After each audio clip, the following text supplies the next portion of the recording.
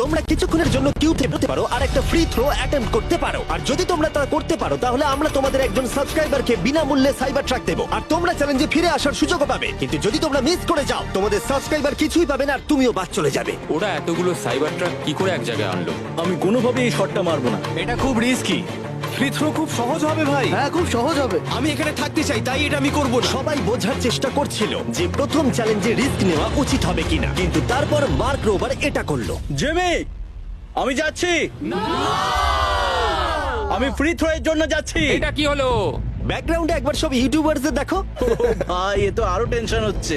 এ একজন সাবস্ক্রাইবার। তোমার নাম কি? ম্যাথিউ। ওকে হতাশ করো না, তোমাকে কিন্তু এটা করতে হবে। আমার তোমার উপরে বিশ্বাস আছে। সব তোমার উপরে মার্ক।